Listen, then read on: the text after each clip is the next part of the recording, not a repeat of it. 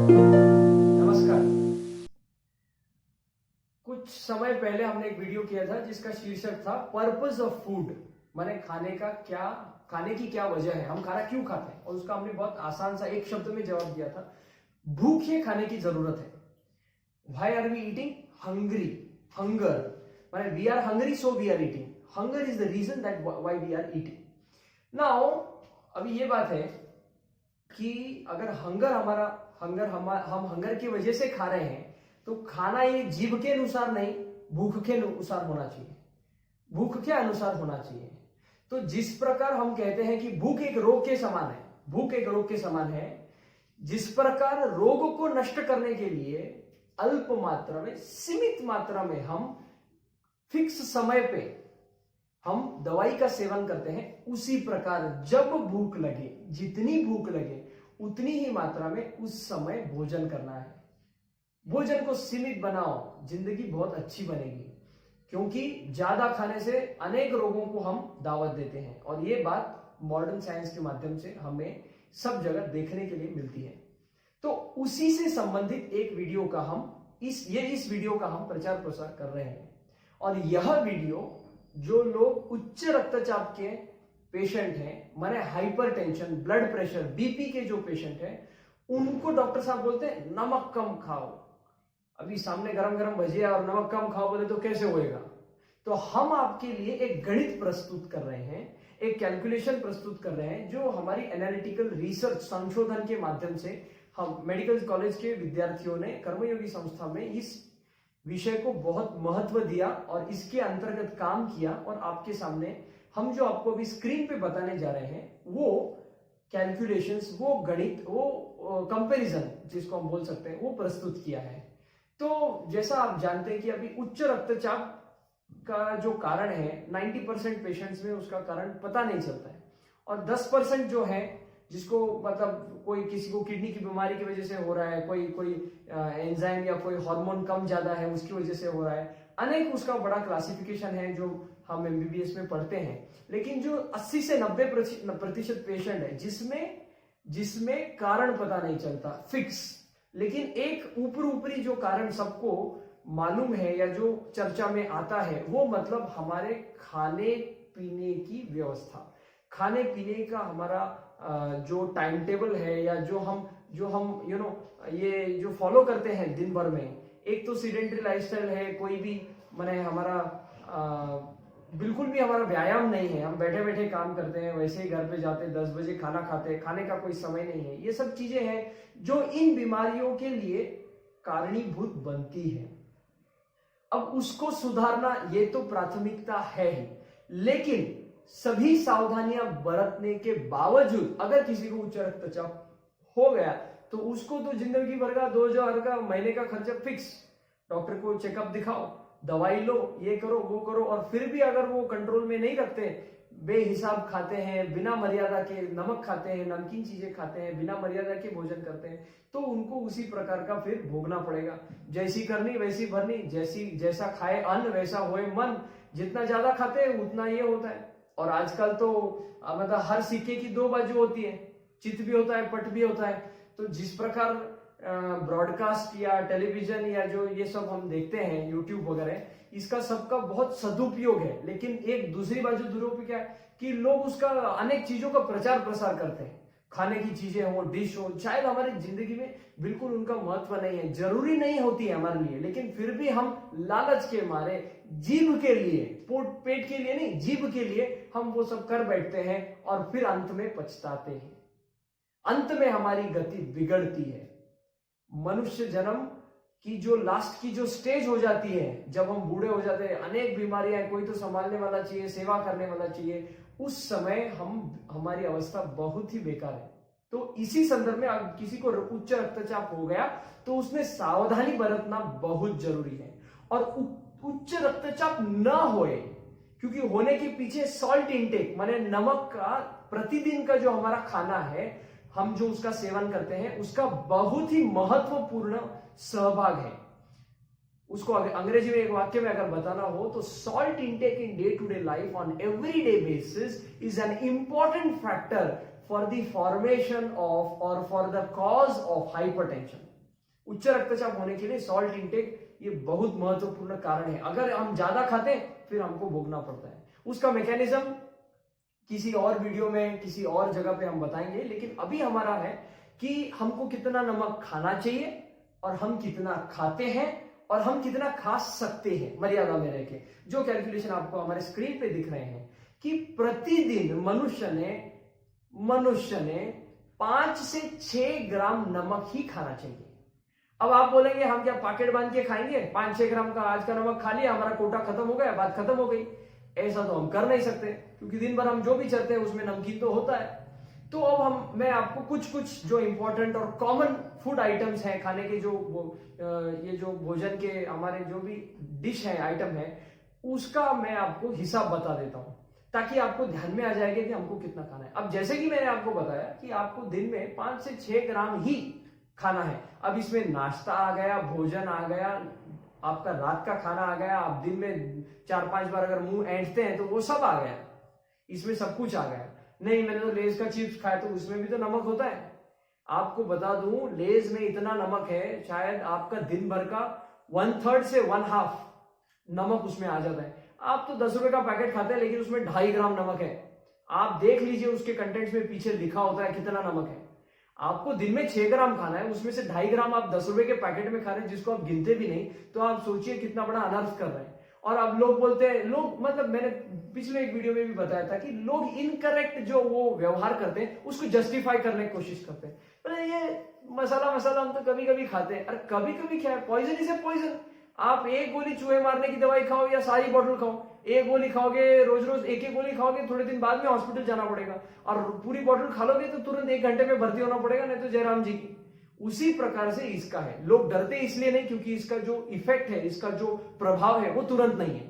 आज मैंने 10 ग्राम ऐसा आधा किलो नमक का पैकेट लिया, खा लिया और मेरे को बीपी हो गया, ऐसा होता नहीं है। ये धीरे धीरे प्रोसेस है, और जो धीरे धीरे होता है ना वो साइलेंट होता है, और जो साइलेंट होता है ना वो बहुत खतरनाक होता है। ये क्या बोलते हैं, तूफान के पहले की जो शांति है यही हाइपरटेंशन है। हाइपरटेंशन को हम हमारे भाषा में, मेडिकल भाषा में साइलेंट किलर बोलते हैं। मैं झूठ नहीं बोलता, साइलेंट किलर बोलते हैं। आप नेट पे जाके चेक कर सकते हैं।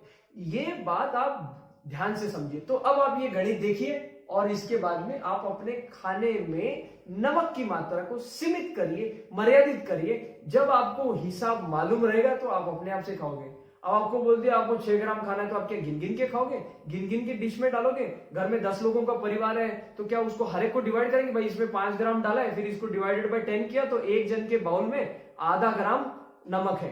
क्या ऐसा गिन गिन के हर डिश में खाओगे? नहीं। उसके लिए हमने आपके लिए सुविधा की है, हमने आपके लिए सुविधा की है। सुविधा है, मैं आपको जैसे बता रहा था कुछ जो कॉमन खाना हम आइटम खाते हैं तो उसका मैं आपको सॉल्ट इंटेक बता देता हूं, उस हिसाब से आप ध्यान रख सकते हैं। एक आदमी एक समय के भोजन में जितना दाल खाता है, दाल अथवा नमक, वो 1 प्याला के आसपास हो या 2 कटोरी बोल दो, उसमें वो 1 ग्राम नमक का भोजन करता है, भक्षण करता है।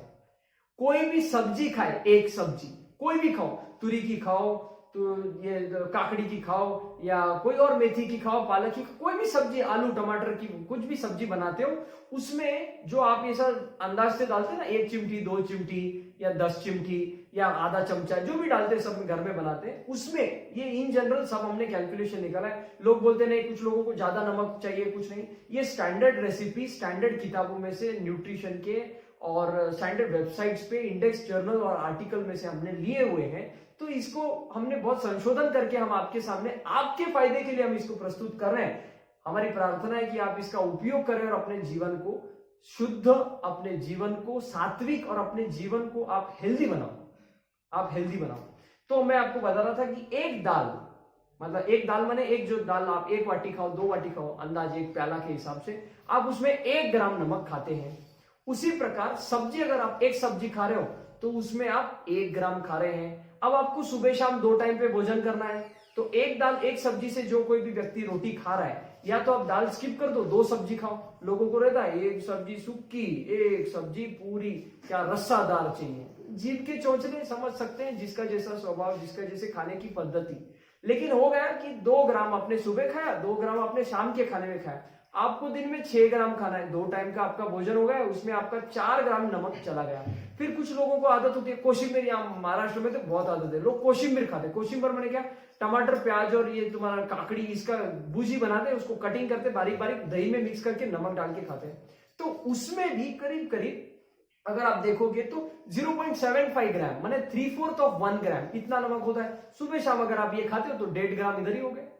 तो कोशिम्बीर तो आप सॉल्ट मत डालो, सलाद में नमक ऊपर से मत लो, सलाद को जैसा है वैसा खाओ। नमक मिर्ची मसाला इतना उसमें न जाने भगवान जाने क्या क्या डाल देते हैं, फिर वो उसका स्वाद ही नहीं आता है, आपको ऊपर के मसाले का ही स्वाद लगता है। स्वाद ये जीभ की जरूरत है, पेट की जरूरत नहीं, मैंने वीडियो की शुरुआत में बोला है। और आप इसको जिंदगी में उतार लो तो आपको बहुत भला हो जाएगा। और एक हमने पोस्टर इस संदर्भ में भी बनाया था कि अगर आप डॉक्टर के पास एक प्रिवेंशन के तौर पे आते हो कि भाई हमको क्या सावधानी बरतनी चाहिए, तो शायद आपका काम फ्री में हो जाए। लेकिन अगर आप बीमारी लेके आओगे ना तो बहुत लंबा चौड़ा खर्चा आता है, उसको कोई कुछ नहीं कर सकता है। और जो अपनी मस्ती से बीमारी लेते हैं उसको तो खर्चा भोगना जरूरी है, उसकी करनी उसकी भरनी। तो दाल और भाजी का मैंने आपको बताया। फिर ये डेली जैसे मैंने आपको आलू भुजिया का या ये जो लेज चिप्स हम जो खाते हैं उसके बारे में बताया कि अगर आप आलू भुजिया ये खाते हो तो 2.5 ग्राम, करीब करीब 2 से 2.5 ग्राम आप देख सकते हो 10 रुपए के पैकेट में। अभी मेरे पास पैकेट नहीं है तो मैं आपको दिखा देता। आप स्क्रीन पे ये फोटोग्राफ देख सकते हैं जो हमने ऑलरेडी लिया है। तो उसमें भी आप देख सकते हैं वैल्यू हर इसके ऊपर लिखी होती है। उसी प्रकार से कोई बोले नहीं भाई आज हमको खाने में पाव भाजी खाना है, तो भाई बेशक आप पाव भाजी खाओ। पाव भाजी एक आदमी जितना खाता है उसमें करीब करीब 2 ग्राम नमक होता है। तो पाव भाजी में आप दूसरी कोई भाजी लोगे नहीं, जैसे आपने सुबह देखा एक दाल एक भाजी था या एक कड़ी और एक भाजी था, तो वैसे आप शाम को पाव भाजी में केवल पाव और भाजी खाओगे तो बस उसमें पूरा 2 ग्राम आपका नमक जाता है। और लोग भी शाणे नहीं होते ना, एक पाव भाजी के प्लेट में अपना हो गया ऐसा होता नहीं है, थोड़ा एक्स्ट्रा भाजी दो, थोड़ा वो पाव दो, मसाले वाला चीज डाल के बटर डाल के चालू रहता है। पाव भी बहुत गलत है खाने के लिए, हम बिल्कुल आपको प्रेरणा नहीं दे रहे हैं। पाव मैदे का है, मैदे के सभी आइटम आप छोड़ दे तो आपका बहुत कल्याण हो जाएगा। मैदे का कोई न्यूट्रिटिव वैल्यू नहीं है, 0%। आप जैसा खाते हैं वैसा निकलता है। इनफैक्ट बॉडी को ज्यादा एनर्जी वेस्ट करना पड़ता है उसको पचाने के लिए। तो आप मैदे के सभी आइटम है, लोग बोलते नहीं हम कभी कभी खा लेते हैं पाव भाजी, पाव खाने से कभी, तो भाई रोज सुबह बिस्किट नहीं खाते, चाय में दूध में नहीं खाते, बेकरी का केक नहीं खाते, हर दिन किसी का बर्थडे होता है। स्पेशली कॉलेजेस जो होते हैं ग्रेजुएशन के उसके ऊपर में किसी न किसी का 150-150 बच्चे होते हैं, 200 बच्चे होते हैं साल में, आधे साल में कोई ना कोई तो बर्थडे निकलते हैं, सीनियर होते हैं जूनियर होते हैं, साल में हर दिन कोई का बर्थडे होता है, हर दिन केक आता है, पेस्ट्री है, ये है वो, ये सब बातें हैं, ये सब बहाने, जीभ के चोचले। लोग क्या सोचते हैं इससे, ये मत देखो। आपको हेल्दी रहना है कि नहीं है आपका विचार आप स्वयं करो। बहुत सिंपल डील है। अगर आप दिमाग वाले ह्यूमन बीइंग हो तो अपना प्रॉफिट कर लो, अपना सेल्फिश रह लो। इस मामले में पर्पस ऑफ फूड को सर्व करिए तो आपके पर्पस ऑफ लाइफ का 50% आराम से हो जाएगा। नहीं तो आधी जिंदगी पहले कमाने में जाती है, फिर आधे हेल्थ को लेके हाथ में हॉस्पिटल घूमने में जाती है। Decision is yours. तो मैंने आपको पाव भाजी का बताया, वैसे भी पानी पूरी का भी है, तो उसमें भी करीब करीब 0.75 to 1 ग्राम्स ऑफ, आप एक प्लेट पानी पूरी खाते हैं उसमें 5, 6 या 8 पानी पूरी आता है, तो उसमें जो मसाला शेव ये सब पड़ता है उसका करीब करीब 1 से 1.5 ग्राम होता है। तो उसमें आप सोच सकते हैं 1 से 1.5 ग्राम, एक टाइम का पानी पूरी खा लिया तो भाई एक डिश आप कम कर दो, सिंपल है।